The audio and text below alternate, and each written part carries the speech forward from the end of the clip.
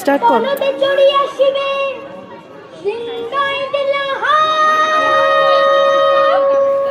আর সিংহাসনে মর্তেতে বাজিয়াও ওঠা।